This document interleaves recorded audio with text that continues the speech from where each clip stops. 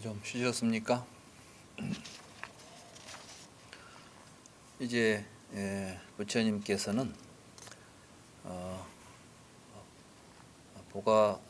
보가나가라에서 다시 이제 빠와로, 그리고 이제 그 빠와에, 그곳 빠와에 있는 이제 춘다라고 하는 대장장이 숲에 머무시게 됩니다. 이때 이제 대장장이 춘다가 부처님 오셨다는 소식을 듣고, 또 그것도 자신의 망고 숲에 머물고 계신다는 말씀을 듣고 찾아와서 이제 부처님을 식사에 초대를 합니다. 그래서 이제 부처님에게 공양을 올리기로 하고, 이제 춘다 집에 가서 공양을 드시는데,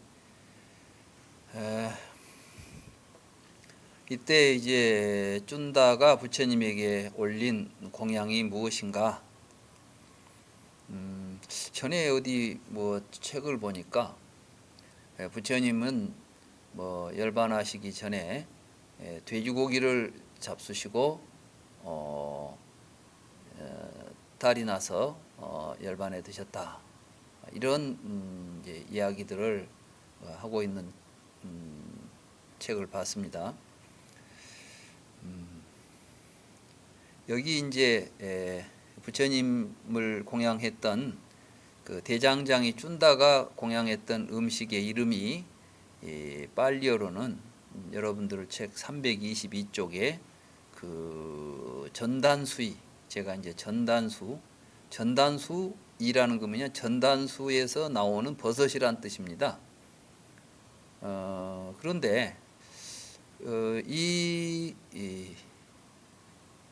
빨리어로는 쑥가라 마다바라고 되어 있습니다. 쑥가다 마다바라고. 쑥가라가 이제 부드럽다는 돼지라는 뜻이고, 마다와가 이제 부드럽다는 뜻이니까 부드러운 돼지고기, 이렇게 이제 모두 생각할 수가 있지요. 그런데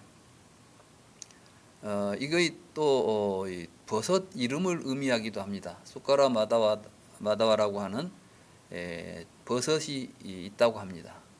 근데 왜 그러면 이걸 이제 그러니까 부드러운 돼지니까, 돼지인데 부드럽다는 것은 돼지와 관계되어 있는데 이 버섯이 굉장히 부드럽지 않습니까? 근데 이 전단수에서 나는 이 버섯이 굉장히 향기가 좋고 부드럽고 맛이 있는데, 이 버섯을 찾기가 어렵답니다. 우리가 이제 송이버섯도 보면 향기도 좋고 귀하지만 찾기가 어렵다지 않습니까? 그래서 돼지가 코가 굉장히 발달해 가지고 후각이 발달해 있기 때문에 돼지를 이용해서 그 버섯을 찾는다고 합니다. 그러니까 돼지가 이제 냄새를 맡고 찾아내는 버섯이라고 그래서 그 이름을 쑥가라 마다와라고 이름을 붙였다, 이런 이야기가 있어요. 근데 이제 한문으로 된 그 한역 대장경에, 아함경에 보면 한역 대장경에 대반 열반경이라는 경이 이제 아함경, 장아함경 속에 있는데, 이 속의 내용으로 보면 거기서 번역하기를 전단수이라고 번역을 했어요. 전단수, 버섯이란 뜻이죠. 송이버섯 하면 소나무에서 나는 버섯을 송이버섯 하듯이 전단수에서 나는 버섯을 전단수이라고 부르는 것입니다.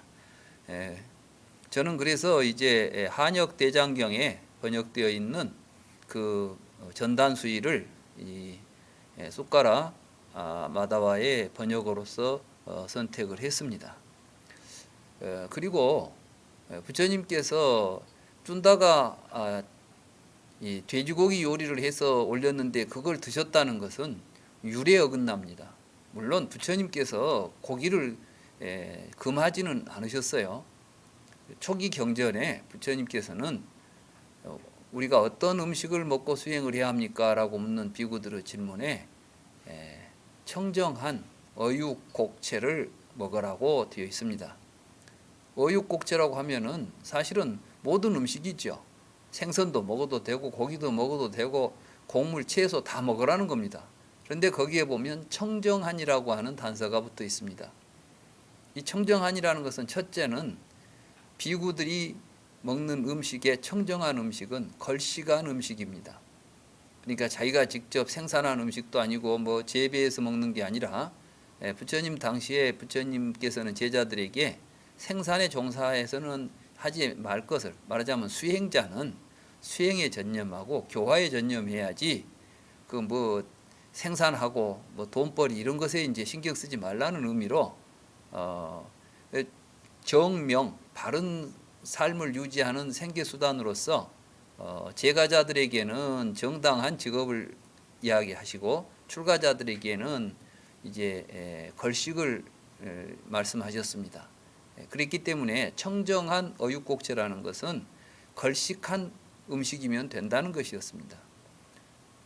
우리가 어디 가서 걸식을 하는데 나는 이제 수행자니까 고기는 먹을 수 없습니다. 그러니 고기 빼고 주십시오. 뭐 이렇게 이야기는 할 수 없지 않습니까?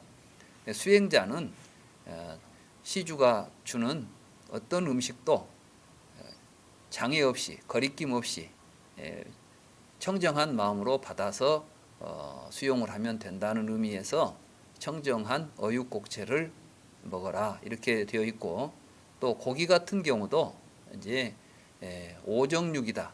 그래서 이제 5가지 경우에는 고기를 먹어도 된다 이렇게 해서 이제 제약을 두고 있습니다.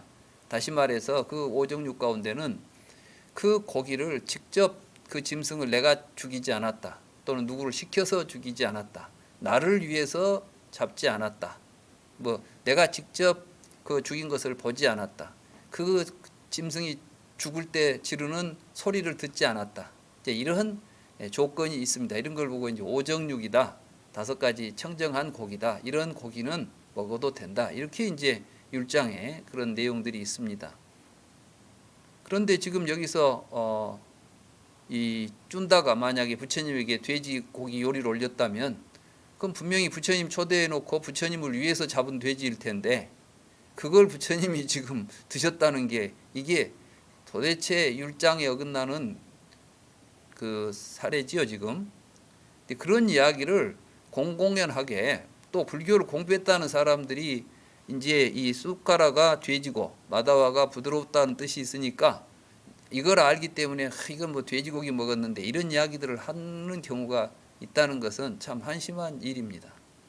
사실은 뭐 돼지고기를 먹었냐 안 먹었냐가 중요한 게 아니고 그 정황을 봐가지고 정확하게 이해를 할 필요가 있는 것인데, 율에 어긋나는 일을 부처님이 하셨을 리도 없고 내가 볼 때는 또 그걸 요리를 하는 사람이 그 고기 요리를 하면서 이 부패한 음식을 가지고 부처님에게 올렸을 리도 없는 것이고, 서로 돼지고기를 드셨다 하더라도 그러면 문제는 버섯 요리 가운데 우리가 이제 버섯을 보면 버섯은 조금만 분별을 잘못하면 독버섯과 식용버섯의 구별이 매우 어렵다고 합니다.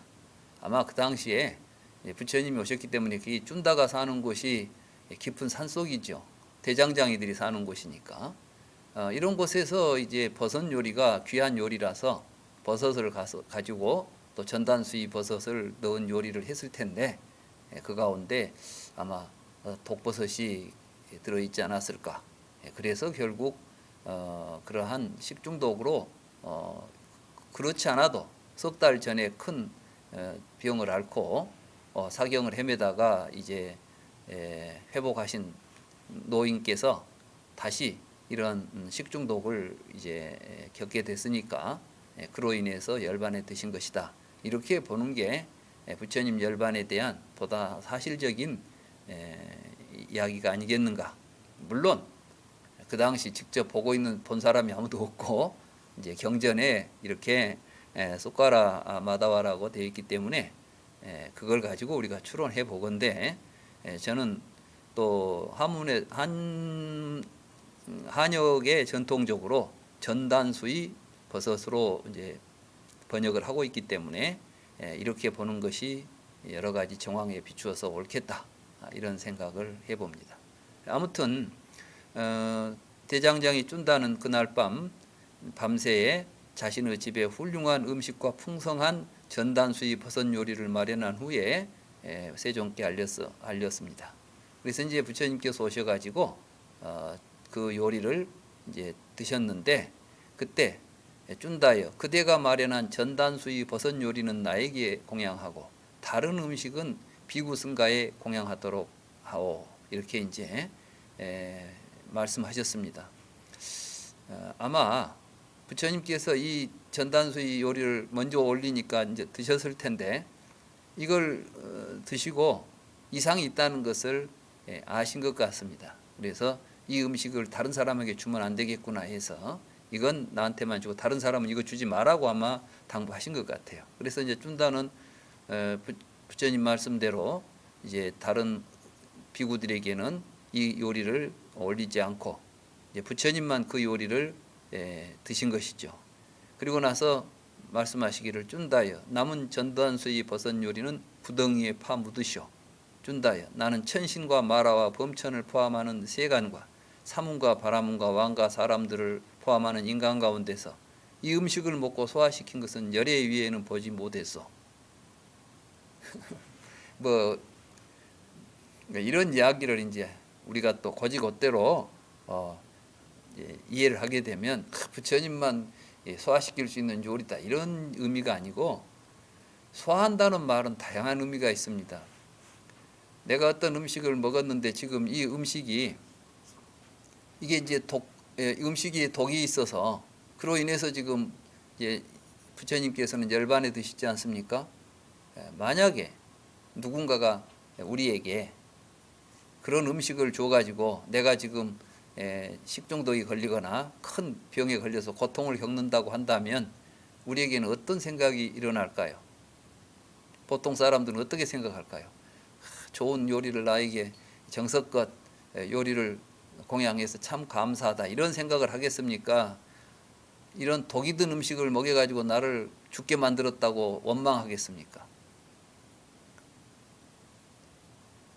이 음식을 먹고 마음에 원망하는 마음 없이 그걸 소화시킬 수 있는 사람은 열애밖에 없다, 이런 의미인 것이지, 그 음식 소화를 시키고 못 시키고 하는 건 우리들은 장기에 튼튼한 장기를 갖고 있냐 않냐 문제가 아니지 않습니까?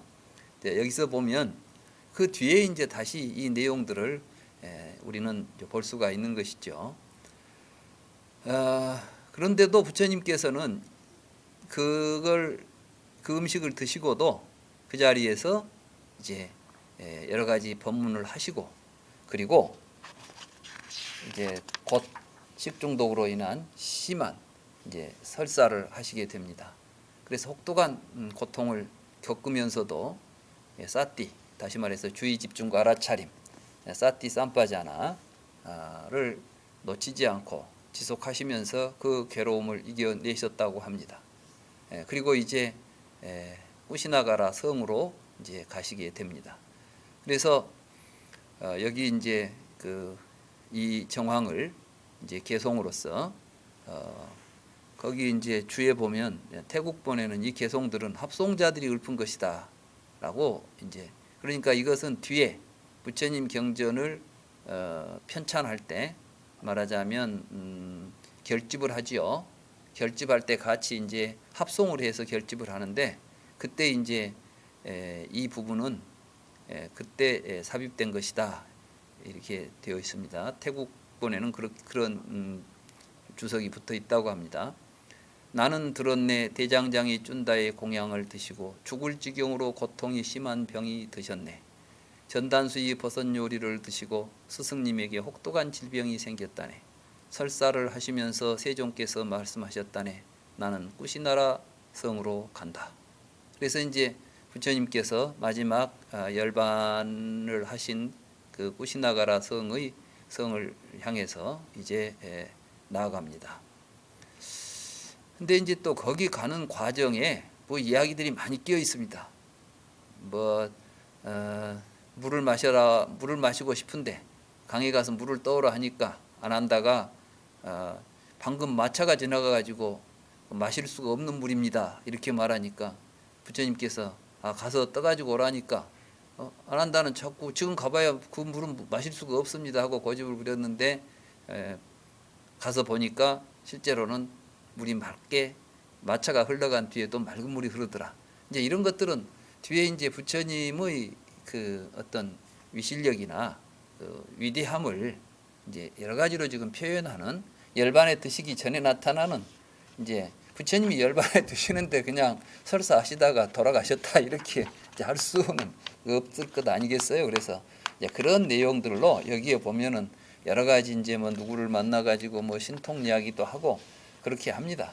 근데 지금 우리에게는 이제 그런 내용들이 어떤 사람들에게는 굉장히 또 우리 부처님이 이렇게 훌륭하신 분이야 이렇게 이제 생각할 수도 있겠는데 부처님이 훌륭하신 점은 뭐 깊은 산매에 들 수 있다거나 뭐 이런 또는 뭐 물을 흐린 물을 깨끗하게 하는 거라 이런 게 부처님 우리가 생각하는 부처님이 훌륭한 점이 아니지 않습니까? 그래서 이런저런 이야기들은 그냥 부처님의 그 거룩한 부처님의 여러 가지 위실력을 우리가 표현하는 그러한 내용으로 받아들이시고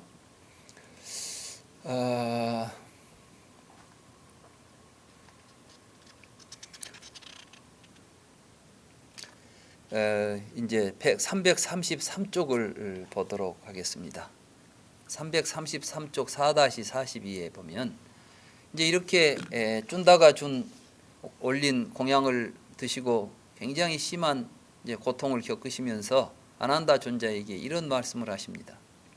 아난다여, 누군가가 대장장이 쭌다에게 쭌다 존자여, 여래께서 그대가 올린 공양을 마지막으로 드시고 반열반하신 것은 그대에게 해로운 일이고 죄가 되어라고 말하여 쭌다가 죄책감을 일으킬지도 모른다. 아난다여, 다음과 같이 말하여 대장장이 쭌다의 죄책감을 없애도록 하라. 존자여, 여래께서 그대가 올린 공양을 마지막으로 드시고 반열반하신 것은 그대에게 이로운 일이고 축복이라오. 여보시오, 춘다 존자여, 나는 세존의 면전에서 이러한 말씀을 듣고 세존의 면전에서 가르침을 받았소. 똑같은 결실과 똑같은 과보가 있으며 다른 공양보다 훨씬 더 큰 결과와 공덕이 있는 두 가지 공양이 있다오. 두 가지 공양은 어떤 것인가? 그것은 여래께서 드시고 위없는 바르고 평등한 깨달음을 성취하신 공양과 여래께서 드시고 무여열반계에 반열반하시는 공양이라오. 이 두 공양은 똑같은 결실과 똑같은 과보가 있으며 다른 공양보다 훨씬 더 큰 결실과 공덕이 있다오. 쭌다 존자가 쌓은 업은 장수하게 되고 찬탄받게 되고 행복하게 되고 명성을 얻게 되고 천상에 태어나게 되고 위력을 얻게 된다오. 아난다여, 이와 같이 대장장이 쭌다의 죄책감을 없애도록 하라. 우리는 뭐 열애에게 최초의 공양은 수자따가 했고 최후의 공양은 쭌다가 했다. 그래서 이제 우리 부처님에게 올린 가장 의미 있고 큰 공양 가운데 두 가지 공양을 이야기했지 않습니까?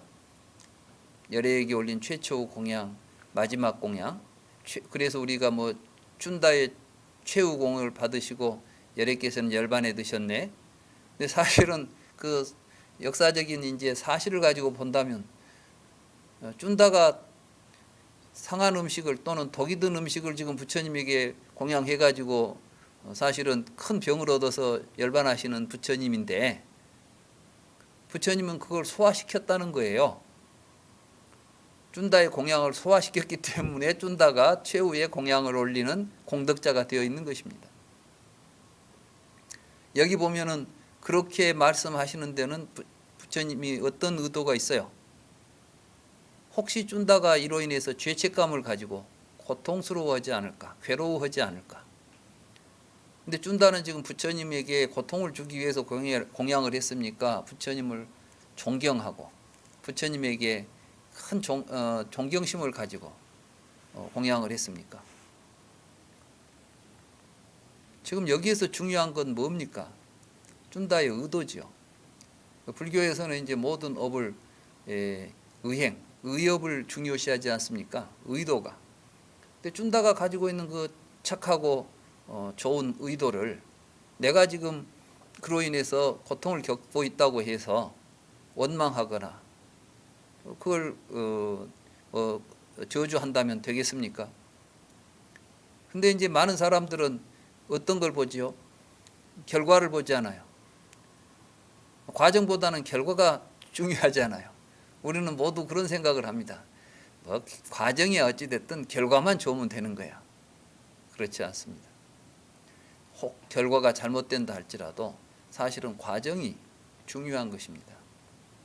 쭌다는 부처님에게 진심으로 존경하고 공경하는 마음을 가지고 기쁜 마음으로 공양을 올렸고 여러께서는 그것을 받으셨습니다. 그러나 그것이 잘못되어서 병이 생겼지만 그로 인해서 죄책감을 느낀다면 부처님은 그것이 더욱 견디기 어려웠을 것입니다. 우리는 이제 부처님의 전생당 가운데 부처님이 보살로서 수행을 할 때 여러 가지 부처님에게 가해를 하고 악행을 저지른 사람들에게 수행을 하는 보살이 저주하거나 그들을 적대시한 것을 본 적이 없습니다. 가리왕 이야기도 그렇습니다. 사지를 잘라내는 그 가리왕을 향해서 인욕선인으로 수행하던 부처님의 전생담에 보면 그 가리왕을 축원하고 그 가리왕에게 내가 깨달음을 얻으면 제일 먼저 그대에게 이 깨달음을 전해주겠다라고 말씀하십니다.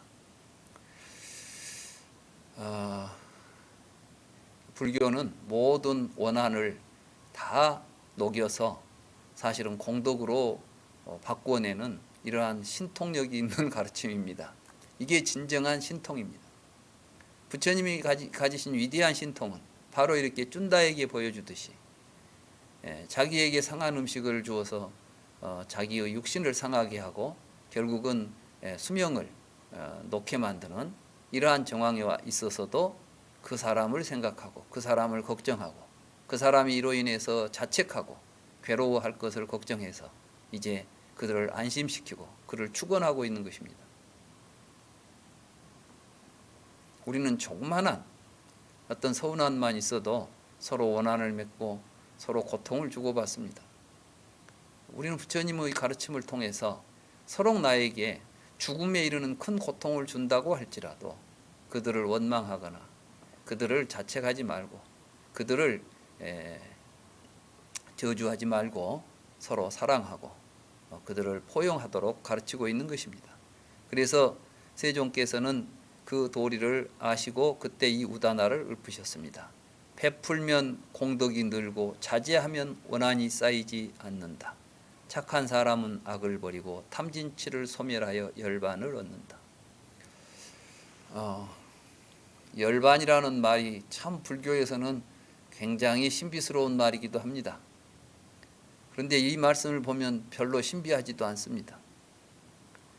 공덕을 베풀어서 공덕을 늘리고 자제해서 원한을 쌓지 않고 악을 버리고 탐진치를 소멸하면 그게 열반이다. 부처님은 이렇게 이제 말씀하신 것입니다. 그래서 드디어 부처님께서는 이제 꾸시나가라 살라 숲으로 가서 이제 마지막 열반에 드시는 쌍수 아래에 머리를 북쪽으로 향해서 침상을 마련하고 거기에 누워서 이제 열반을 맞이하시게 됩니다.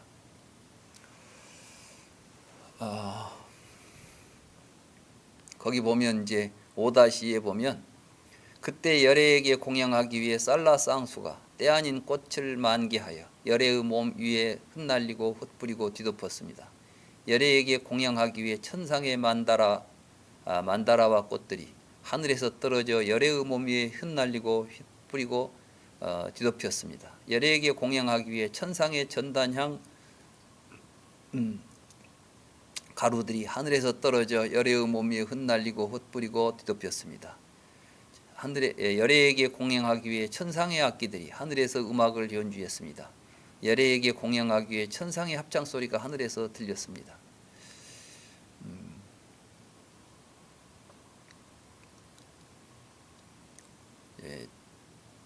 부처님의 열반을 이제 이 경에서는 이렇게 부처님의 열반 자체를 이렇게 장엄하고 있습니다. 어찌 보면 이건 열애뿐만이 아닐 것입니다. 우리가 죽음을 맞이할 때 이제는 이제 더 이상 죽어서 뭐 살 수가 없게 됐구나 고통스럽게 맞이할 것이 아니라 삶을 잘 마치고 가게 되면 온 우주 축복 속에 사실은 열반이 이루어지는 것입니다. 우리는 죽음을 두려워하고 우리는 그것을 거부하려고 합니다. 그래서 죽음이 우리에게는 고통입니다. 그러나 바른 법을 성취하고 무아의 진리를 알아서 연기의 진리를 알아서 살아가는 삶에서 본다면 사실은 또 한 생을 잘 살고 가는 것은 축복입니다.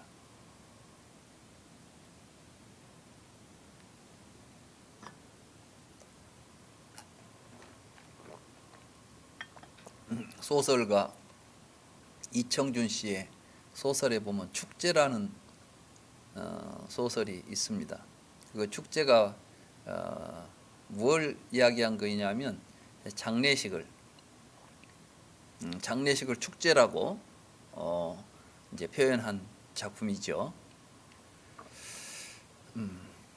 우리 불자들은 이제 죽음을 축제로 인식할 필요가 있습니다.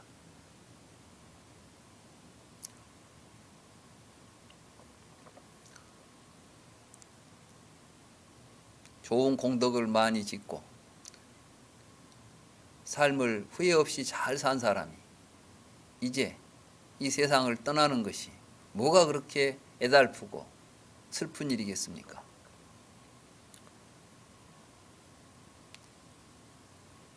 열애의 훌륭한 삶이 마감되는 것은 이제 온 세상이 함께 축하하고 축복하는 그러한 이제 행사라고 보는 것이죠. 장례 문화가 세계마다 좀 다릅니다만은 우리나라 장례 문화는 굉장히 독특합니다. 이 장례식장에서 노래 부르고 춤추고 하는 것은 아마 우리나라뿐이지 않은가 싶어요. 물론 이제 장례식장이라고 하기는 그렇습니다만은 예전에 우리는 이제 사람이 죽으면 동네 사람들이 모여가지고 마당에 이제 모두 모여서 이제 잔치를 벌이죠. 그리고 물론 이제 상주는 곡을 합니다. 상주는 곡을 하는데 그런데 이 상가에 와서 사람들은 아주 즐겁게 술을 마시고 음식을 나누면서 그 사람의 살아생전에 덕담을 나누면서 아주 즐겁게 하는 게 상가에 가서 하는 도리라고 되어 있습니다. 왜냐하면 그렇지 않아도 지금 슬픔에 쌓여 있는 상주에게 더욱 슬픈 이야기를 하게 되면 더 큰 고통을 준다고 생각해서 오히려 그런 이제 즐거운 이야기를 하게 되고 그리고 이제 상여를 메고 상여를 이제 메고 그 하는 이제 매김 소리라거나 이런 여러 가지 상여 소리가 있는데 그 소리를 들어보면 굉장히 훌륭한 음악입니다. 그렇게 해서 아주 흥겹게 사람들이 모여서 같이 놀고 특히 이제 진도 같은 데서는 이제 구슬하고 막 그러지 않습니까? 구슬한다는 것은 이미 큰 음악이 연주된다는 것이죠. 옛날 우리가 이제 공연 우리가 굿 보러 간다. 뭐 좋은 구경거리를 굿이라고 하지 않습니까? 이러한 것들이 우리의 삶 속에서 우리의 장례 문화 속에 들어와 있다는 것은 제가 볼 때는 이것도 불교의 영향이 아닌가. 또 지금 이 사람이 죽어서 아주 가는 게 아니고 이제 좋은 공덕을 지어서 더 좋은 세상으로 간다면 우리는 좋은 기쁜 마음으로 함께 보내주자. 뭐 이런 의미도 있을 것입니다. 그래서 이제 상여 소리 뭐 상여에 보면은 꼭 연불이 또 들어갑니다. 그래가지고 앞에서 요령을 흔들면서 가지 않습니까? 근데 요령도 사실은 절에서 그 제를 지낼 때 요령을 흔드는데 이 요령이 바로 귀신들, 말하자면 홀령을 인도하는 소리입니다. 그래서 이제 상여 소리에 보면 앞에 매김 소리를 하고 뒤에 상여 소리를 상여를 메고 가면서 여러 가지 이제 그 사자 죽은 사람에 대한 공덕을 이야기하기도 하고 뭐 다양한 이제 매김 소리로 함께 이런 그 행사를 하게 되는데 열애의 그 열반을 그래서 우리는 이제 열반을 불교에서는 부처님의 열반을 부처님이 우리에게 남기신 마지막 최후의 가장 큰 법문으로 받아들입니다. 다시 말해서 누구나 다 이 과정을 거쳐야 되는 것이고 누구라고 해서 피할 수 있는 것은 아니지만 그렇기 때문에 이 열반을 맞이하기 위해서 우리는 어떻게 살아야 할 것인가를 다시 한번 생각해 보는 것이죠. 후회스럽고 여러 가지 죄 많은 인생을 살고 죽을 때 그 죽음이 기껍고 행복하겠습니까? 그러나 많은 공덕을 짓고 후회 없이 또 만족스러운 삶을 산 사람에게는 죽음 또한 큰 축제가 되고 축복이 될 수 있을 것이라고 봅니다. 저는 이제 지금 사라쌍수가 꽃을 만개해서 휘날리고 만다라꽃이 떨어지고 전단향가루가 떨어지고 부처님에게 공양 올리는 여러 가지 천상의 음악 소리가 울려 퍼졌다. 이런 것들은 부처님의 그 열애의 삶이 그만큼 큰 공덕과 큰 의미가 있었다. 그래서 이것은 커다란 이제 축제다. 이렇게 저는 보고 싶습니다. 아무튼 그런데 여기서 이제 부처님께서 하시는 이 말씀이 더더욱 우리에게 이제 큰 감명을 줍니다. 세존께서 5-3입니다. 아난다 존자에게 분부하셨습니다. 아난다여, 열애에게 공양하기 위해 사라쌍수가 때 아닌 꽃을 만개하여 열애의 몸 위에 흩날리고 흩뿌리고 뒤덮고 천상의 만다라와 꽃들이 하늘에서 떨어져 열애의 몸 위에 흩날리고 흩뿌리고 뒤덮고 천상의 전단향 가루들이 하늘에서 떨어져 열애의 몸 위에 흩날리고 흩뿌리고 뒤덮고 천상의 악기들이 하늘에서 음악을 연주하고 천상의 합창 소리가 하늘에서 들리는구나. 아난다여. 그러나 이렇게 하는 것은 열애를 공경하고 존경하고 존중하고 공양하고 받드는 것이 아니다. 아난다여. 비구나 비군이나 청신사나 청신녀가 여법하게 가르침을 실천하고 화경을 실천하고 화경이라는 것은 서로 이제 화목하고 공경하며 사는 것이죠. 가르침에 따라 수행하면서 살아가는 것이 열애를 공경하고 존경하고 존중하고 공양하고 받드는 최상의 공양이다.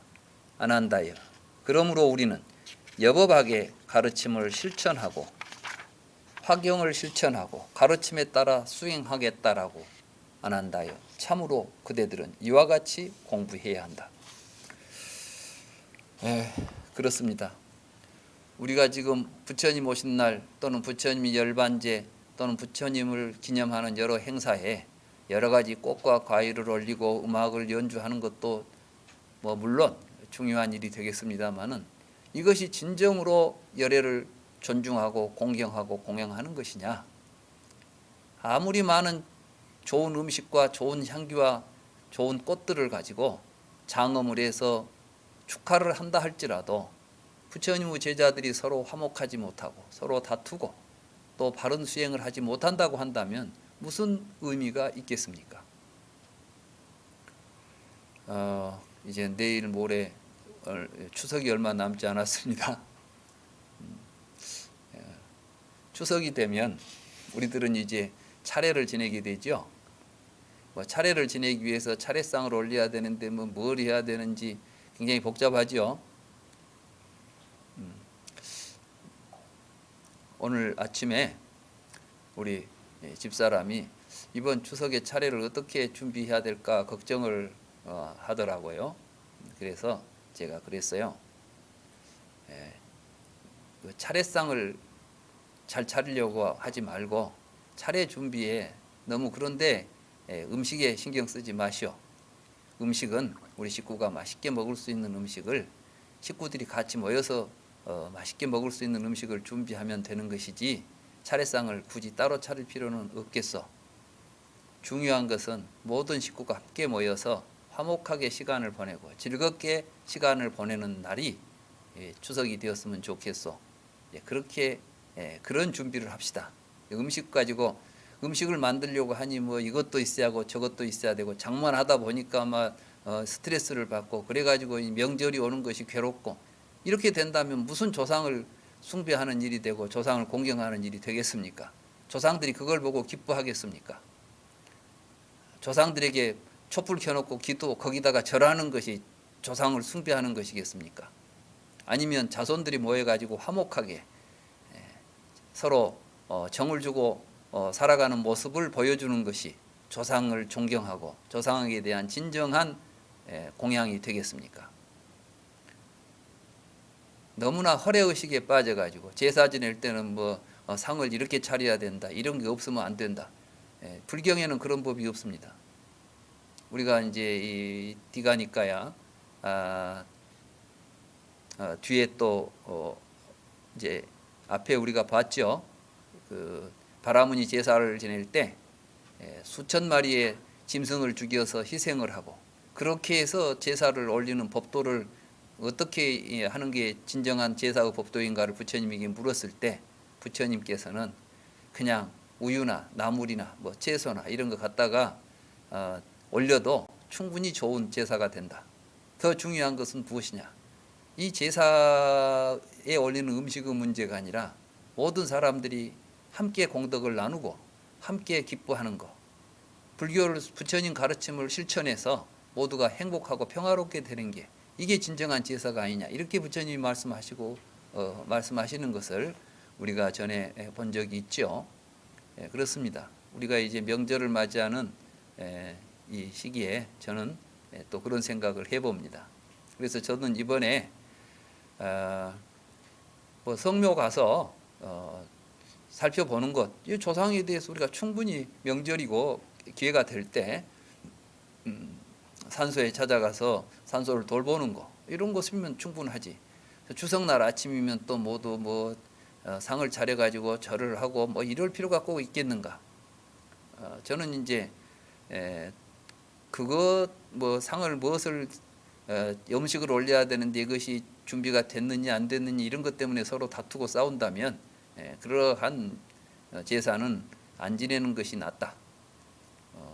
가장 중요한 것은 가족이 서로 화목하고 형제간에 서로 우애하고 이렇게 살아갈 수 있도록 만들어가는 게 진정한 제사의 의미가 아니겠는가 이런 생각을 합니다. 부처님께서 지금 이렇게 말씀하신 것입니다. 호화로운 뭐 꽃을 올리고 음악을 연주하고 이런 게 열애에 대한 공양이 아니다. 열애를 참으로 기쁘게 하는 공양은 무엇이냐? 열애의 가르침에 따라서 서로 같이 화목하고 서로 존경하고 또 이 가르침을 실천해서 모두가 다 행복해지면 이게 열애가 바라는 가장 좋은 바람이고 또 그것이 열애에 대한 가장 훌륭한 공양이 된다. 우리가 이렇게 모여서 공부하는 거 이게 가장 큰 공양입니다. 이 앞에 올리고 있는 뭐 꽃이나 향이나 또는 음식이 진정한 공양은 아니라는 것이 부처님께서 열반에 드시면서 우리에게 보여주시는 가르침인 것입니다.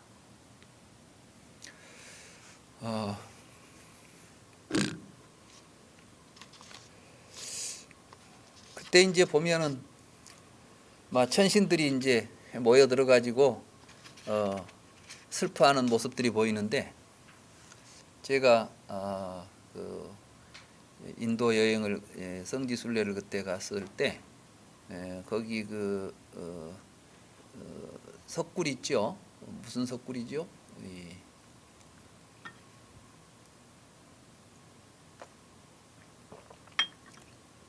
유명한 그 석굴 사원 있죠. 얼른 생각이 안 나네요.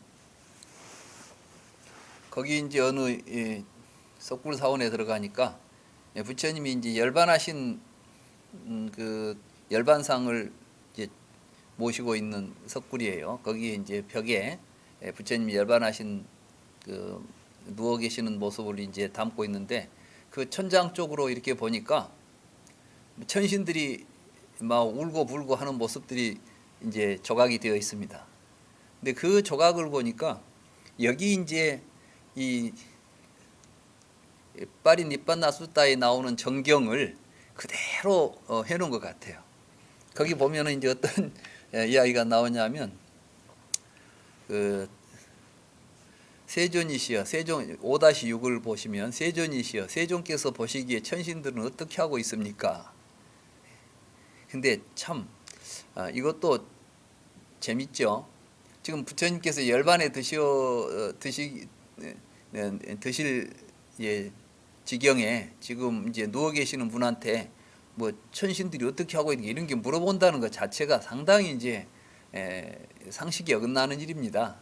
근데 이건 이제 열반의 정황을 지금 우리가 이제 좀 장엄하기 위해서 이런 표현들이 나오고 있다고 보는 게 좋겠는데, 아무튼 여기 보면 허공에서는 지상을 지닌 천신들이, 지상이라는 것은 이제 그 106쪽에 보면 지거천을 의미하는 것 같습니다. 그러니까 이제 천신들 가운데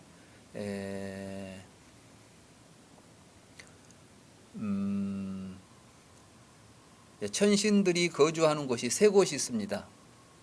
뭐냐면은 지계, 공계, 천계. 그러니까 지상을 가지고 있는 천신들이라면 이제 지계에 있는 천신들이죠. 불교적으로 말하면은 수미산까지가 이제 지계에 해당합니다. 지계. 그래서 지거천, 이제 욕계의 육욕천 가운데서 사왕천하고 제석천, 그러니까 33천이 이제 수미산 꼭대기에 제석천이 살고 수미산 중턱에 사왕천이 사는데 땅에 거주한다고 그래서 이걸 보고 지거천이라고 그럽니다. 그러니까 이제 지거천을 지상을 가진 천신이다 이렇게 말할 수가 있고, 그 위로는 이제 허공에 있다고 해서 공거천이라 그래요. 공거천. 그래서 여기서 이제 지상을 가진 천신들이라 하면 이제 사천왕이나 뭐 이런 아직 이 땅의 세계, 수미산을 벗어나지 못하고 있는 이제 인도의 우주관으로 봤을 때 그런 천신들을 의미하는 것입니다. 그래서 세종께서 너무 빨리 하려고 하시네. 세종께서 너무 빨리 반열반하려고 하시네. 세간에서 눈이 사라지려 하면서 머리카락을 쥐어 뜯으며 울부짖고 팔을 내저으며 울부짖고 깎아지른 절벽에서 굴러 떨어지듯이 뒹굴고 있다. 근데 사실 이제 가서 여러분들도 이제 앞으로 혹시 가게 가시게 되면 그 열반하시는 그 상 위에 그 조각들을 보면 막 사람들이 통곡을 하고 있는 사람, 막 뒹굴고 있는 사람, 이런 모습들이 있어요. 그래서 이 경을 읽으면서 이제 그 모습이 이렇게 떠올라서 그 사원의 조각 하나하나도 경전에 의거해서 굉장히 사실적인 조각들을 하고 있구나 이런 걸 느낀 적이 있습니다. 아난다여 땅 위에서는 지상을 지닌 천신들이 세종께서 또 그러나 탐욕을 떠난 천신들은, 그러니까 이제 탐욕을 떠난 천신들이라는 것은 욕계를 벗어난 천신들입니다. 그러니까 이제 색계천부터 이야기하는 겁니다. 그러니까 천신들은 주의 집중을 하고 알아차리면서 재행무상인 것을 지금 어찌하겠는가라고 참고 있다. 그러니까 이제 열애의 죽음을 통해서 욕계 유욕천을 이야기해요. 욕계에 있는 천신들까지도 욕망 때문에 어떤 죽음을 이제 받아들이지 못하고 괴로워하는데, 이제 욕계를 벗어난 천신들부터는 벌써 이제 재행부상을 알고 한다 이런 이제 이야기가 되겠습니다. 아무튼 이제 부처님의 열반을 이 경에서는 열반경에서는 보다 더 장엄하고 더 큰 의미로 이제 묘사하고 있다 이렇게 보시면 되겠습니다.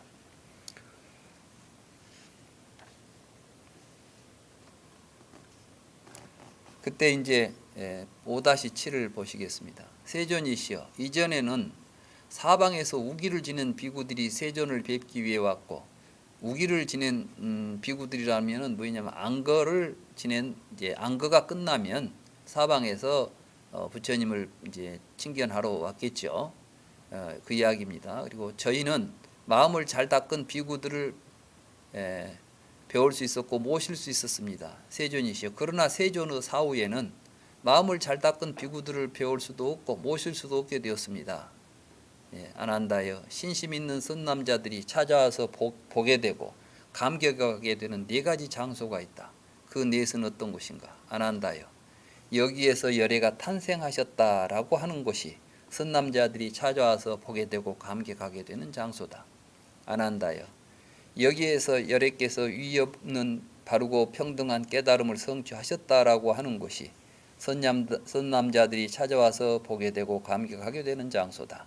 아난다여, 여기에서 열애께서 위의 없는 진리의 수레바퀴를 굴리셨다라고 하는 곳이 선남자들이 찾아와서 보게 되고 감격하게 되는 장소다.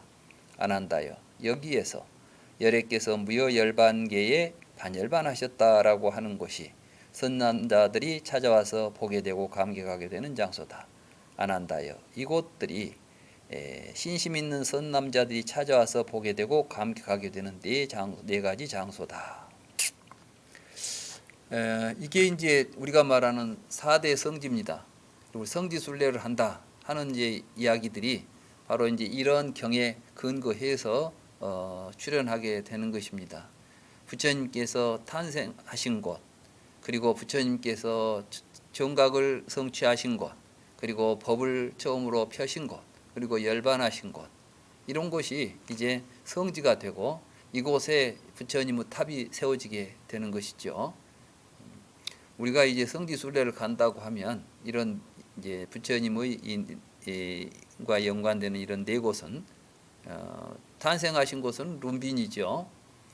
부처님께서 깨달음을 이루신 곳은 부다가야입니다. 그리고 부처님께서 처음 법륜을 불리신 곳은 녹야원이고 마지막 열반하신 곳은 이게 쿠시나가라입니다. 그래서 이곳은 이미 이제 우리들의 불교 성지로서 아마 성지 순례를 하게 되면 다 거치게 되는 곳이라고 알고 있습니다. 우리도 언제 또 함께 기회가 된다면 이런 열반경을 생각하면서 부처님의 성지도 순례하고 그럴 수 있었으면 참 좋겠습니다. 그리고 그래서 이제 신심 있는 비구 비구니 우바세 우바이들이 다 이런 곳에 찾아올 것이다. 아난다여, 누구든지 청정한 마음으로 탐묘를 순례하며 여행한 사람은 죽게 되면 몸이 무너져 죽은 후에 모든 천상세계와 같은 좋은 곳에 태어날 것이다. 이런 이제 이 경에 이러한 말씀들로 해서 우리들이 모두 다 이제 4대 성지를 이제 순례하는 것이 큰 공덕이 있다고 알게 되는데, 물론 죽어서 좋은 세상에 태어나는 것도 좋겠지만은 우리가 이런 부처님의 성지를 돌아보면서 부처님의 삶을 우리가 본받을 수 있는 것이고, 또 그러한 삶을 우리의 삶으로 우리가 다시 실현해내려고 하는 이러한 원을 또 새롭게 가질 수도 있는 것입니다. 그래서 성지를 순례한다는 것은 우리 불교를 공부하는 우리 입장에서는 굉장히 중요하고 또 반드시 한 번쯤은 해야 될 일이 아니겠는가, 이런 생각을 하게 됩니다.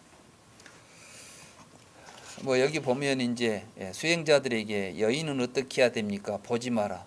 보았으면 어떻게 해야 됩니까? 말 걸지 마라. 말을 걸어오면 어떻게 해야 됩니까? 주의 집중 수행을 하라. 이런 식으로 이제, 그러니까 사실은 수행하는 데 있어서 이성간에 어떤 정서적인 어려움이 크다는 것을 이제 보여주는 것이라고 말할 수가 있겠습니다. 이제 여기서 부처님의 이제 장래 문제가 나오는데, 부처님의 장래를 어떻게 하게 됩니까? 근데 이게 참 중요한 이야기가 나옵니다. 열애의 시신을 어떻게 장사 지내야 합니까? 아난다여, 그대들은 열애의 장래에 대하여 걱정하지 말라. 안 한다여 그대들은 어서 자신의 일에 전념하고 헌신하되 게으르지 말고 스스로 노력하며 살도록 하라. 안 한다여 열애에게 신심 있는 현명한 크샤트리아나 바라문이나 그사들이 열애의 장례를 치를 것이다. 저는 이게 참 굉장히 중요한 의미가 있다고 봅니다. 부처님은 스스로 당신의 어떤 장래에 대해서 뭐 제자들이 막 장래를 걱정하고 장래를 치를 걸 생각하지 않으셨습니다. 알아서 그 문제는 세속적인 일이라고 보신 것이죠. 수행하는 사람이 사람 죽은 걸 가지고 생사를 떠나서 생사를 떠난 세계를 공부하는 사람들이 그 사람 앞에 법경이라는 경에서도 그렇죠. 법의 거울이라는 경에서도 살아있는 사람이 죽는 것은 뭐 그 이상할 일도 아니잖아요. 누구나 다 겪는 일이고 너무나 일상적인 일인데 그걸 가지고 죽은 뒤 어디 갔습니까? 누구는 어디 갔습니까? 이런 걸 묻는 게 얼마나 쓰잘데없는 일이냐. 그런 거 묻지 마라. 꼭 그거 알고 싶으면 내가 알려줄게. 삼보에 대해서 깊이 믿음을 가지고 공부를 잘한 사람들은 다 언젠가는 깨달음을 얻게 되는 수다원가를 얻어서 죽은 뒤에 다 좋은 세상 간다고 믿으면 된다. 이렇게 말씀하셨지 않습니까?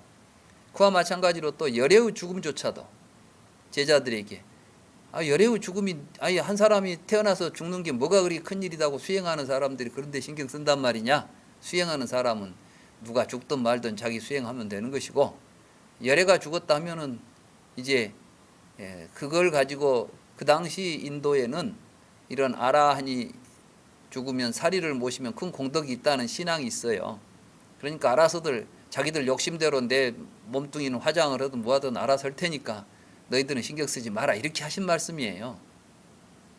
근데 요즘 우리 보면 막 스님이 돌아가셔서 뭐 사리가 나왔네, 뭐 누구는 몇 개가 나왔네 경쟁을 하고 뭐 죽은 뒤에 시체 놓고 앉아서 이걸 가지고 누가 더 훌륭하니만 이런 이야기를 하는 것은 사실은 뭐 부처님 불교하고는 아무 상관도 없는 이야기죠. 청화 큰 스님께서 열반하실 때 그 말씀을 하신 걸로 알고 있어요. 나는 이제 내가 죽으면 그냥 가만히 가만히로 둘둘 말아서 그냥 아무데나 버리면 되지. 그걸 가지고 내 시신을 가지고 신경 쓰지 말라고 이렇게 당부를 하셨어요. 물론 이제 제자들이 차마 그럴 수는 없으니까 다비를 해서 사리탑으로 모셨습니다마는 본인께서는 그 육신에 대해서 아무런 미련도 없고 그 의미도 두지를 않으셨던 이야기를 제가 들어서 알고 있습니다. 법정 스님도 그랬다고 제가 알고 있습니다. 그러나 그 훌륭한 스님을 그렇게 보낼 수는 없는 것이죠. 그래서 이제 많은 사람들이 저는 이제 법정 스님 다비도 가서 참여했고 청화 스님 다비도 가서 친견을 했습니다마는 사실은 이제 그때 가서 뭘 느끼겠습니까? 이분이 이런 훌륭한 삶을 사신 한 분이 오늘 이렇게 또 몸을 버리고 가시는구나. 우리도 모두가 다 언젠가는 저렇게 몸을 버리고 가겠구나. 그러니 우리도 몸을 버리기 전까지는 저런 분들은 삶을 본받아서 저런 삶을 살도록 노력을 해야 되겠구나. 이런 걸 느끼는 시간이 되지 않겠습니까? 그런데 이제 뭐 어떻게 장사를 지냅니까? 그러니까 전륜성하고 시신을 장사 지내듯이 열애 시신을 장사 지내야 한다. 뭐 이런 이야기들은 부처님이 진짜로 하시는 이야기라기보다도 벌려서 이제 전륜성황하고 관계돼서 열애의 이야기는 상당히 이제 뒤에 형성되는 스토리들입니다. 이제 뭐 부처님하고 전륜성황은 상호가 같다 그러죠. 30 이상 80정호를 지녔다 할지 이런 이야기들이 나오는 것은 이제 학자들에 의하면은 상당히 그 후대에 결합된 내용들이다 이렇게 보고 있으니까 아무튼 뭐 장사 지는 이야기는 그냥 그렇게 이제 넘어가도록 합시다. 5-13 341쪽에 보면 이제 여기에 이런 글이 나옵니다. 그러자 안한다 존자는 방으로 들어가 문짝을 붙잡고 참으로 나는 배워야 할 것이 많은 유학이다. 그런데 나를 연민하시는 나의 스승께서는 열반하려고 하시는구나 라고 통곡하며 서 있었습니다. 그러자 세존께서 비구들에게 말씀하셨습니다. 비구들이여 안한다는 어찌하고 있는가? 세존이시여 안한다 존자는 방으로 들어가 문짝을 붙잡고 참으로 나는 배워야 할 것이 많은 유학이다.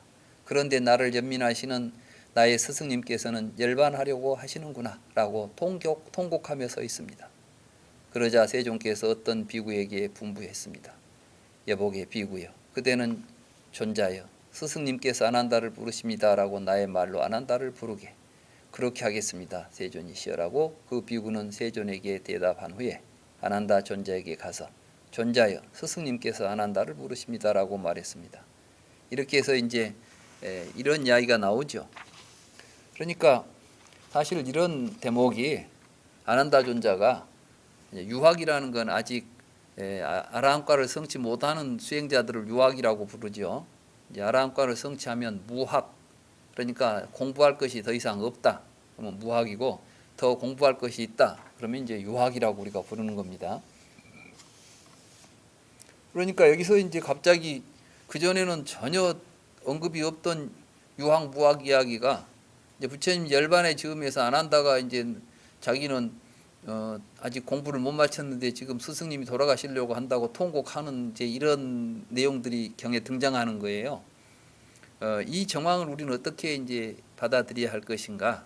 과연 안한다는 정말 게으름을 피우고 공부를 안 했는가? 뭐 이런 이제 이야기들인데 마치 그것이 사실인 양 하면서 이제 우리들은 또 그와 더불어서 무엇과 연결되냐면은 선과 연결되어서 선불교가 중국에서 발전하면서 가섭존자와 안한존자를 대비시키는 가운데 가섭존자는 부처님의 말씀만 들어서 마음에 깨침이 없었다. 그러나 이심전심 마음에서 마음으로 이 정법안장을 전수받은 건 가섭이다. 이런 식으로 이제 선을 교보다 우위에 두는 이러한 관점에서 이런 말씀들이 더욱더 이제 뭔가 사실적인 의미로 부각된 게 아닌가 이런 생각도 좀 듭니다. 그러나 아무튼 여기서 이제 한쪽에 앉은 안한다 존재에게 세존께서는 이렇게 말씀하셨습니다. 안한다여 이제 그만하라. 슬퍼하지 말라. 비탄해하지 말라. 안한다여 사랑스럽고 즐거운 모든 것은 변하고 떠나가고 달라진다라고 내가 미리 이야기하지 않았더냐. 안한다여 그것을 지금 어찌하겠느냐. 태어난 존재는 유의이며 쇠멸법이다. 그것을 사멸하지 말라고 할 수는 없다.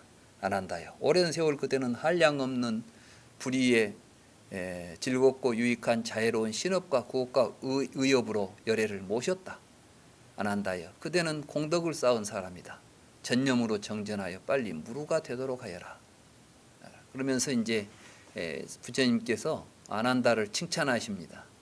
그러면서 이제 안한다가 얼마나 이 부처님을 모시는 시자로서 훌륭한 시자였는가 이런 것들을 이야기하는 이제 대목이 바로 이 대목입니다. 그래서 이제 516쪽에 보면 516이나 5-16을 보면 비구들이여 안한다에게는 네 가지 불가사의한 미중유법이 있다오. 그 네 가지는 어떤 것인가? 비구들이여 만약 비구 대중이 안한다에게 가서 그를 보면 그들은 안한다를 보고 기뻐한다오. 비구들이여 그곳에서 안한다가 설법을 하면 그들은 설법을 듣고 기뻐하고 안한다가 침묵하면 비구 대중은 만족하지 못한다오. 이렇게 대중들한테 설법하고 있는 사람이에요 안한다가. 그런데 그 안한다가 얻은 것도 없이 설법했겠습니까? 비구들이요.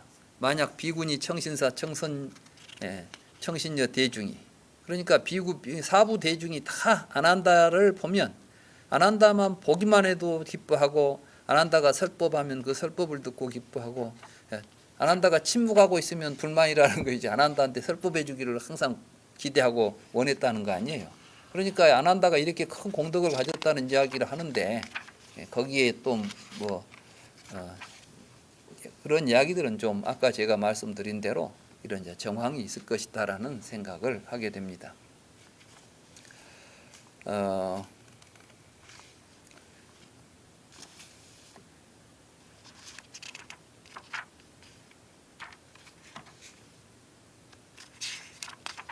그래서 이제 드디어 부처님께서는 반열반을 이제 앞두고 있습니다. 물론 이제 그때 이제 말라족 사람들이 이제 그 공회당에 모여 있을 때 아난다 존자가 이제 그 옆에 있는 그 근방에 있는 말라족 사람들에게 가서 이제 부처님께서 열반에 드시게 되었으니까 모두 열반하시기 전에 와서 부처님을 좀 뵙도록 하라. 그러니까 이제 사람들이 모두 이제 부처님에게 예배하러 가게 되는 것이죠. 그래서 이제 왔을 때 아난다 존자가 이제 5-20이 보면 그 346쪽입니다. 그러자 아난다 존자에게 이런 생각이 들었습니다. 만약 내가 말라 사람들을 한 사람씩 세존에게 예배하게 한다면 꾸시나라의 말라 사람들이 세존에게 예배를 마치기도 전에 날이 밝을 것이다. 차라리 한 가족씩 둘러 세워서 세존이시여 이런 이름을 가진 말라 사람들이 아들, 부인, 가족, 친지와 함께 세존의 발에 머리 조아려 예배합니다라고 세존에게 예배하게 하면 어떨까? 그래서 아난다 존자는 그 방법으로 초저녁에 꾸시나라의 말라 사람들을 세존에게 예배하게 했습니다. 그러니까 이제 단체로 문상을 하게 한 것이죠. 근데 아직 돌아가시기 전인데 문상이라기보다는 마지막 작별 인사를 이제 하고 있습니다. 근데 이때 한 사건이 이제 벌어지죠. 그때 수바따라고 하는 편력 수행자가 꾸시나라에서 머물고 있었는데 열애가 열반하게 됐다는 소문을 듣고 이제 부처님을 찾아옵니다. 그래서 5-24를 보면 그래서 편력 수행자 수바따는 근처에 있는 말라들의 쌀라 숲으로 아난다 존자를 찾아가서 아난다 존자에게 말했습니다. 아난다 존자여, 나는 나이 많은 원로 편력 수행자인 스승님과 스승님의 스승들이 언제 어느 때 열애 아라한 등정각자들이 세상에 출현할지 모른다라고 이야기하는 것을 들었소. 그런데 오늘 밤 후야에 사문 고따마의 열반이 있을 것이오. 나에게 진리에 대한 의심이 일어났는데 사문 고따마에 대하여 내가 그 진리에 대한 의심을 버릴 수 있도록 사문 고따마는 나에게 진리를 가르쳐 줄 것 같다는 믿음이 나에게 생겼어. 아난다 존자여, 내가 사문 고따마를 배울 수 있도록 해주시오. 이와 같이 말하자 아난다 존자가 편력 수행자 수바따에게 말했습니다. 그만두십시오. 수바따 존자여, 열애를 괴롭히지 마십시오. 열애는 피곤하십니다. 편력 수행자 수바따는 2번, 3번 거듭하여 뵙기를 청했고 그때마다 아난다 존자는 거절했습니다. 세존께서는 아난다 존자와 편력 수행자 수바따의 대화를 들으셨습니다. 그리고 세존께서 아난다 존자에게 분부했습니다. 멈추어라 아난다여, 수바따를 막지 말라. 아난다여, 수바따가 열애를 볼 수 있도록 하라. 수바따가 나에게 묻고자 하는 것이 무엇이든지 그것은 모두 알기 위한 것이지 괴롭히기 위한 것이 아니다. 내가 질문을 받아 설명하면 그는 그것을 곧바로 이해할 것이다. 참 이제 열반을 앞두고 계시는, 말하자면 이제 수명이 경각에 달려 있는 그 순간에도 부처님을 찾아온 사람을 부처님은 거부하지 않으셨습니다. 그래서 수바따라고 하는 이제 늙은 수행자가 부처님을 찾아와서 부처님이 이제 곧 열반에 드실 지경인데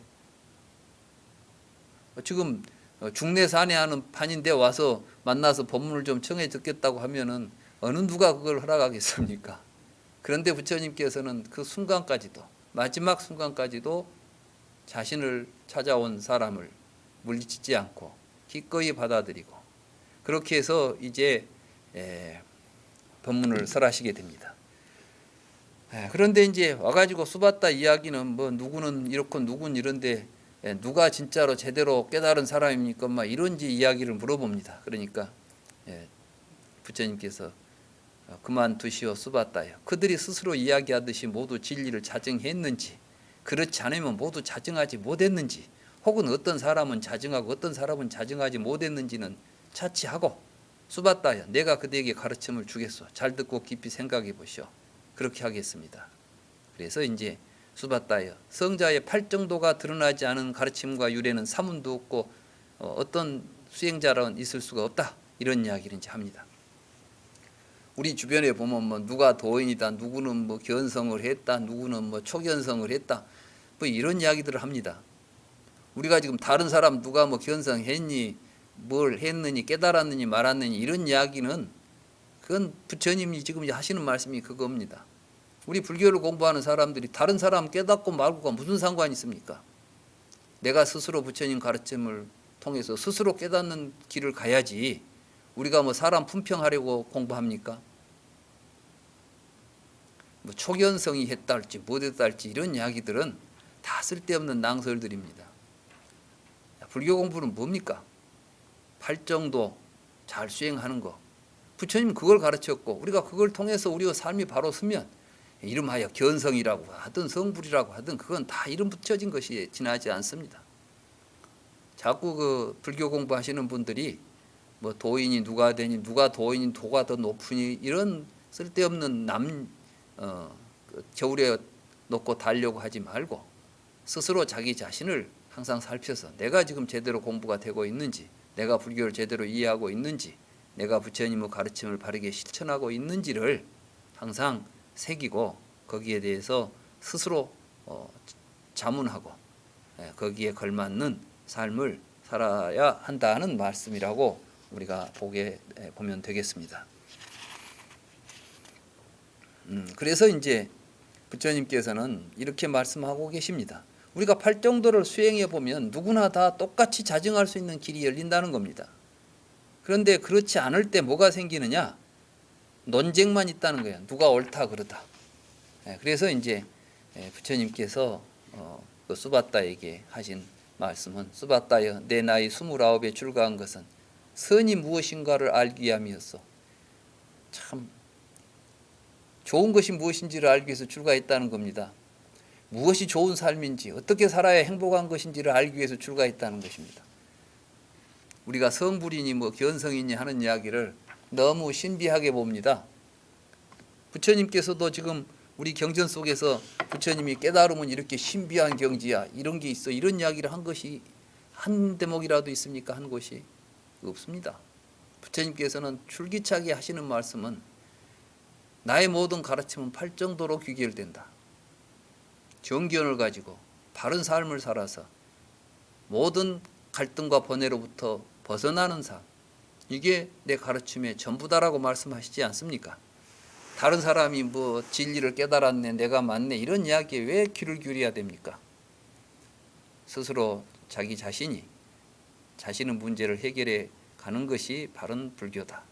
그래서 자신에게 의지하고 남에게 의지하지 말 것, 다르마에 의지하고 다른 것에 의지하지 말 것, 이것이 부처님께서 항상 강조하셨던 우리들이 수행해야 될 길이고 방향이 아니겠습니까? 그래서 이제 부처님께서는 선이 무엇인지를 알기 위해서 출가했다는 것입니다. 50년이라는 긴 세월을 수바다에 나는 출가 수행자로서 정리와 법도를 벗어나지 않았나니 이 밖에는 사문이 없다. 그러니까 수행한다는 것은 무엇이냐? 올바른 삶을 찾아서 그 이치와 그 법도를 벗어나지 않고 살아가면 이게 진정한 수행자고 이것 말고 다른 수행은 없는 것이다. 뭐 신통을 얻어가지고 뭐한다 다 그 헛소리다 이런 이야기를 지금 이렇게 하고 있는 겁니다. 그래서 이제 이 수바다도 그런 어떤 인도 당시에 뭐 신통력 찾아 돌아다니던 수행자 아니겠습니까? 근데 돌아다니다가 와서 부처님 만나가지고 이제 수행자가 갈 길이 무엇인가를 바로 보신 겁니다. 그래서 훌륭합니다 세존이시여, 훌륭합니다 세존이시여. 마치 뒤집힌 것을 바로 세우는 것 같고 감추어진 것을 드러내는 것 같고 길 잃은 자에게 길을 알려주는 것 같고 눈 있는 자들은 보라고 어둠 속에 등불을 비춰주는 것 같습니다. 이와 같이 세존께서는 여러 가지 방법으로 진리를 알려주셨습니다. 세존이시여, 그래서 저는 세존께 귀의합니다. 가르침과 비구 승가에 귀의합니다. 세존이시여, 저는 세존께 출가하여 구족계를 받고자 합니다. 그래서 이제 마지막으로 부처님께 구족계를 받고 비구가 되신 분이 바로 이 수바타 존자인 것입니다.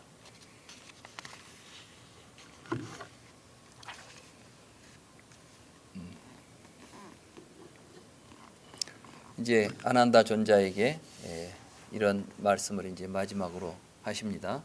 6-1입니다. 352쪽입니다. 세종께서 아난다 존자에게 분부했습니다. 아난다여, 그대들은 스승의 말씀은 이제 없다. 실로 스승은 존재하지 않는다라고 생각할지도 모른다.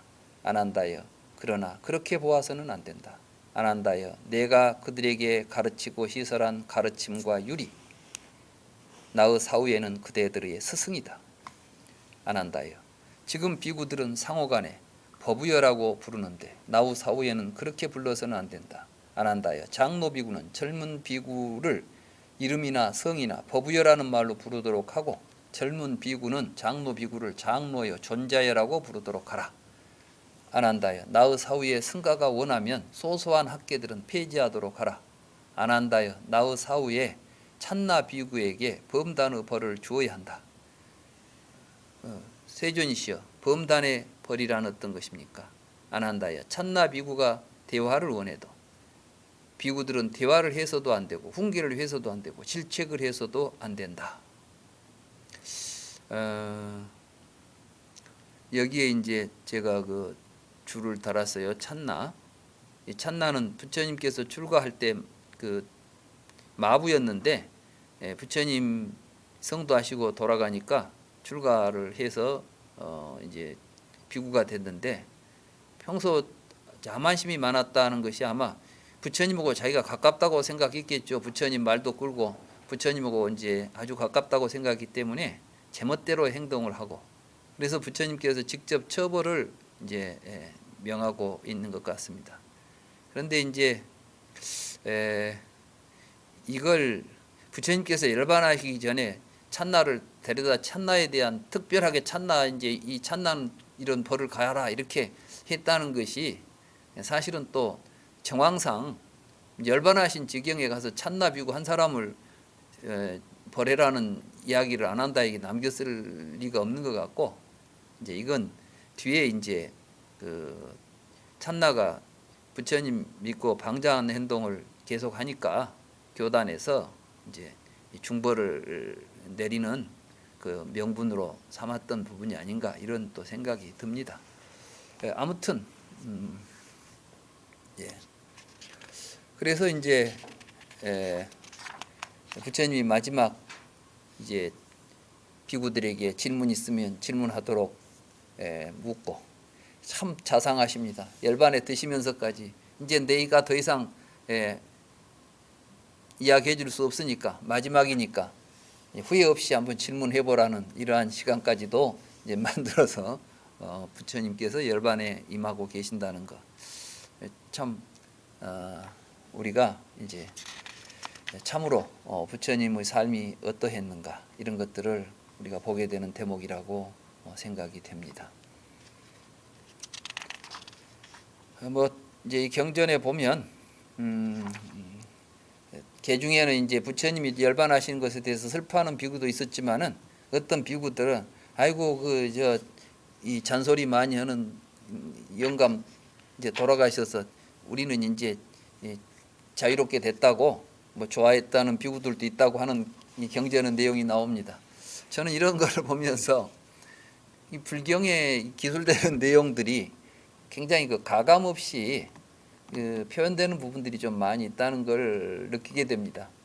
감히 부처님이 돌아가셨는데 제자들 가운데 이제 노인이 이제 돌아가시게 돼서 잘 됐다는 생각을 가진 사람이 있다는 이야기를 어느 경전에 어느 종교에서 불경스럽게 그런 이야기가 나오겠습니까? 그런데 이 불경을 보면 그런 그 사실이 중요하지 어떤 꾸밈을 별로 이제 중요시지 않았다는 것을 우리는 이러한 표현들을 통해서 엿볼 수가 있지 않겠는가. 그 뭐 이제 부처님의 이거 다비에 대한 이야기들은 여러분들이 읽어보면 다 아실 수 있는 내용이니까 자세한 설명은 피하도록 하겠습니다. 다만 이제 그때 마까사빠 존자가 부처님과는 먼 곳에서 포교 활동을 하시다가 열반 후 소식을 듣고 급히 돌아오십니다. 그때까지 부처님의 다비는 미루어집니다. 근데 이러한 미루어지는 정황을 또 경전에서는 굉장히 종교적인 의미를 가미해서 이제 다비를 하려고 해도 천신들이 다비를 못하게 막았다. 결국은 가섭존자가 오기 전에는 다비가 이루어지지 않았다. 뭐 이런 이제 표현들을 하고 있습니다. 그게 천신들이 막았겠습니까? 아니면 이제 가섭존자가 와서 하도록 기다리자고 모두 했겠죠. 특히 이제 제가 볼 때는 아난다 존자가 가섭존자 오기 전에는 하면 안 되겠다.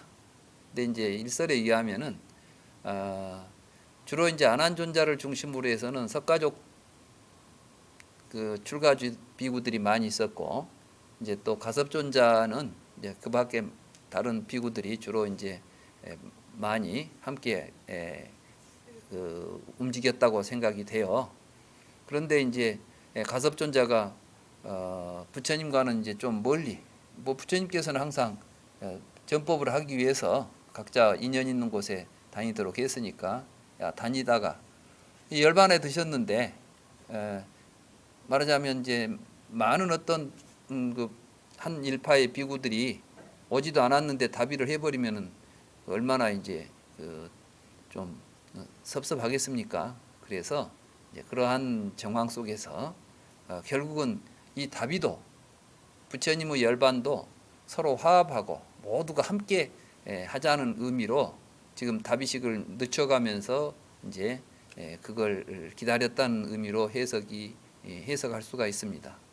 그때 이제 이 비구들이 와가지고 마지막으로 부처님의 발에 예배를 하게 됩니다. 그래서 이제 관을 열고 거기 부처님 양 발에 이마를 대고 이렇게 이제 예배하는 모습이 이제 이 경전에 나오죠. 이게 이제 이 삼처전신 가운데 곽시쌍부가 됩니다. 그래가지고 갑자기 막 가섭이 오니까 부처님 시신이 그냥 관을 열고 두 발이 나와가지고 가섭한테 그 두 발을 보여줬다, 이런 표현이 나오는데 이건 말이 안 되는 이야기고, 이제 이 경전에 보면 대반열반경에 보면 가섭존자가 와가지고 그때 뒤에 함께 온 비구들이 부처님 발에 예배했다. 이건 이제 이러한 사실들이 뒤에 가서 좀 과장되고 또 마치 이심전심의 한 징표로 사용되기도 했다는 말씀을 드리려고 합니다. 그리고 여기서 이제 부처님의 이제 사리 이야기가 나오는데, 이 사리라는 말은 사실은 유골이라는 말이지 뭐 구슬이라는 말이 없습니다. 여기도 보면은 부처님의 유골을 나누었다 이렇게 되어 있지, 거기에 여기 보면은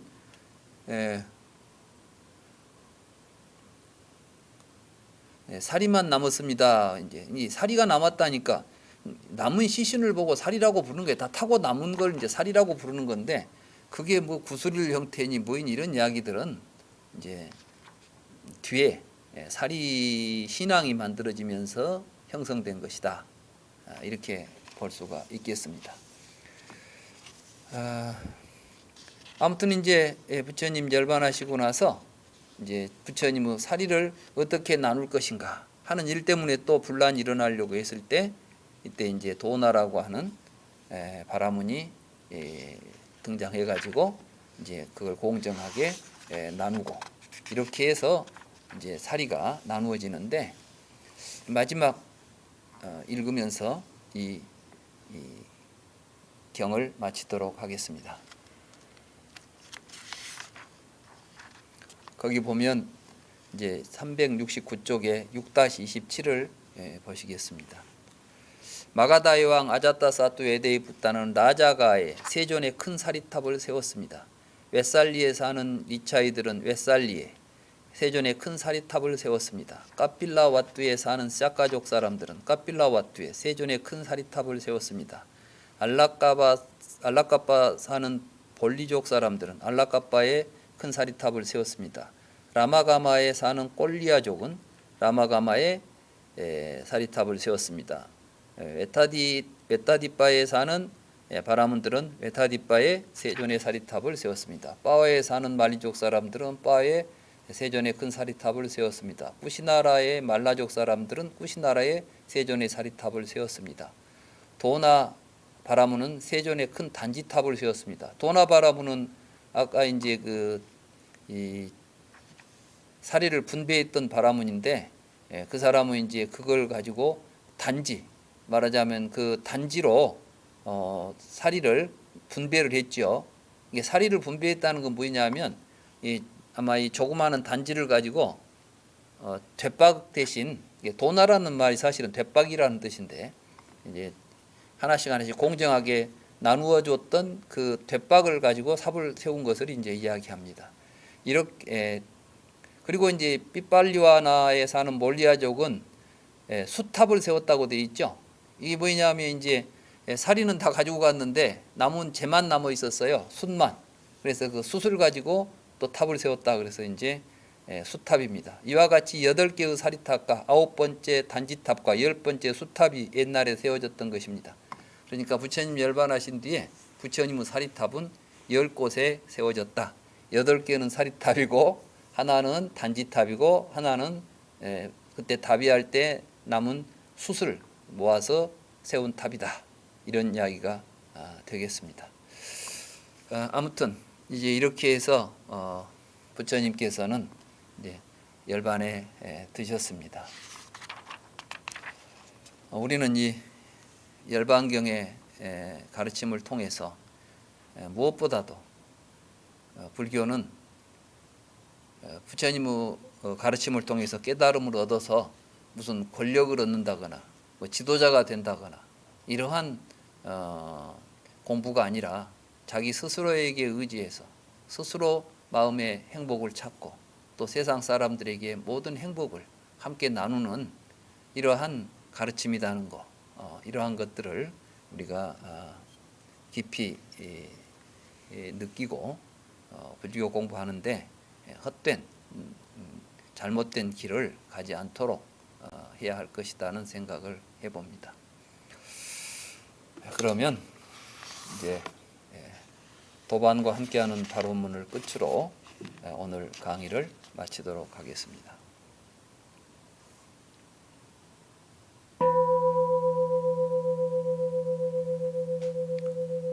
도반과 함께하는 바로문. 저희들은 항상 우유와 물처럼 서로 화합하여 다투지 않고 애정어린 눈길을 주고받으며 지내겠습니다. 저희들은 내가 이런 도반을 만나 함께 지내는 것은 실로 나에게 크나큰 이익이고 축복이다라고 생각하며 지내겠습니다. 저희들은 도반을 위해 몸과 말과 마음으로 그를 볼 때나 보지 않을 때나 자애로운 행동을 하겠습니다. 저희들은 자신의 생각을 내려놓고 도반의 생각을 따르겠습니다. 그리하여 저희들은 몸은 다르지만 마음은 하나가 되도록 하겠습니다. 저희들은 게으름을 피우지 않고 열심히 정진하겠습니다. 저희들 가운데 누구든 먼저 온 사람은 도반을 위해 미리 준비해야 할 일을 하고 나중에 온 사람은 도반을 위해 뒷마무리를 하겠습니다. 저희들은 혼자 하기에 힘이 붙이는 일이 있으면 도반과 함께 힘을 모아 하겠습니다. 저희들은 자주 도반들을 만나 법담을 나누며 공부하겠습니다. 저희들은 도반의 입장을 생각하며 도반에게 감사하는 마음을 갖겠습니다. 이렇게 저희들은 게으름을 피우지 않고 열심히 정진하겠습니다. 이렇게 저희들은 게으름을 피우지 않고 열심히 정진하겠습니다. 이렇게 저희들은 게으름을 피우지 않고 열심히 정진하겠습니다.